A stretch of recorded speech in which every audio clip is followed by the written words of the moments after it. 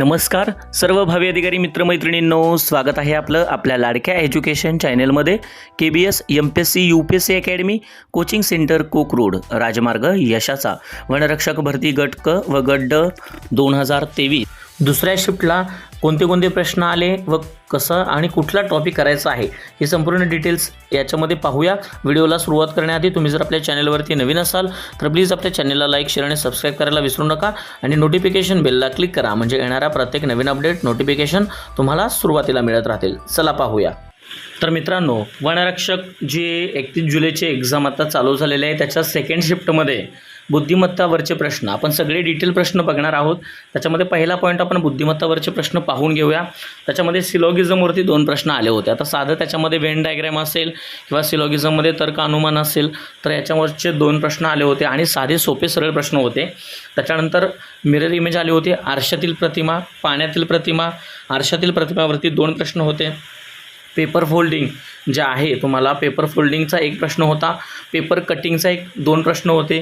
त्याच्यानंतर water image पाण्यातील प्रतिमेवरती 1 प्रश्न होता.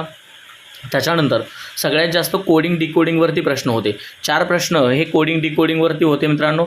त्याच्यानंतर भागीदारीचे म्हणजे रेशोवरचे जे प्रश्न होते त्याच्यामध्ये ते 2 प्रश्न होते. पझल विचारल्या होत्या 2 प्रश्न. तुम्हाला पझल बऱ्यापैकी सोप्या विचारलेल्या आहेत. भागीदारीवरचे प्रश्न सोपे होते. कोडिंगवरचे 2 प्रश्न सोपे होते. सिटिंग अरेंजमेंटमध्ये बैठक व्यवस्थामध्ये तुम्हाला 6 आणि 8 अंकी बैठक व्यवस्था विचारलेली आहे. त्याच्यामध्ये समोरासमोर बसलेले व्यक्ती, त्याच्यानंतर टेबलच्या राऊंड बसलेले व्यक्ती आणि रांगेतील प्रश्न अशा प्रकारचे प्रश्न सिटिंग अरेंजमेंटमध्ये विचारले गेले आहेत. ब्लड रिलेशन नातेसंबंध विचारलेला आहे. नातेसंबंधवरती 1च प्रश्न होता. आणि डायरेक्शन अँड डिफरन्स म्हणजे तुम्हाला डायरेक्शन दिशादर्शक जे चाचणी असते म्हणजे दिशाज्ञान त्याच्यावरती 1 प्रश्न होता. त्याच्यानंतर गणितावरचे प्रश्न फक्त 2च विचारले होते. काही जणांचं मत आहे की सिम्प्लिफिकेशनवरती प्रश्न नव्हता, पण सिम्प्लिफिकेशनवरती 1 प्रश्न होता मित्रांनो. आणि पाण्याच्या टाक्यावरती 2 प्रश्न होते. सो गणितावरती प्रश्न कमी येत आहेत, बुद्धिमत्तावरती प्रश्न जास्त आहेत. त्याच्यानंतर सामान्य ज्ञान GS बऱ्यापैकी विचारलं आहे. त्याच्यामध्ये बघा इतिहासामध्ये प्राचीन इतिहासावरती प्रश्न आहेत. त्याच्यानंतर प्राचीन इतिहासावरती 2 प्रश्न आहेत. तर भूगोलावरती 4 प्रश्न विचारले आहेत. नद्या, उगमस्थान, सरोवरे, प्राणी संग्रहालय, कालवे याच्यावरती प्रश्न होते. सोपे प्रश्न होते. नद्या, उपनद्या, उगमस्थाने विचारली होती. त्याच्यानंतर चालू घडामोडीचे सर्वात जास्त प्रश्न आपल्याला पाहायला भेटलेले आहेत. 7 ते 8 प्रश्न चालू घडामोडीवर होते. त्याच्यामध्ये महाराष्ट्र व आंतरराष्ट्रीय घडामोडी याच्यावरती प्रश्न होते.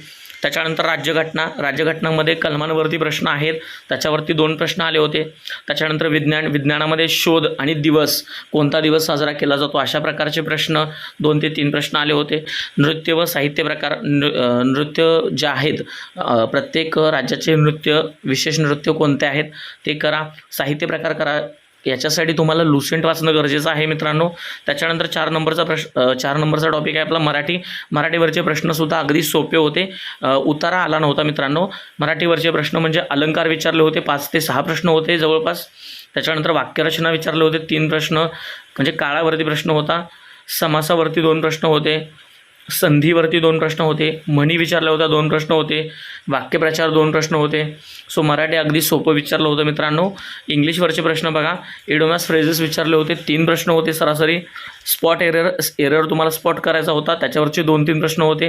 त्याच्यानंतर फिल इन द ब्लँक्स तुम्हाला फिल करायचं होतं. स्टेटमेंट दिलेलं असेल किंवा सेंटेन्स दिलेला असेल त्याच्यामध्ये तुम्हाला वर्ड घालून ते फिल करायचं होतं. त्याच्यावरचे 2-3 प्रश्न होते. सिनोनिमस 3 प्रश्न होते. अँटिनिमॉन्स 3 प्रश्न होते.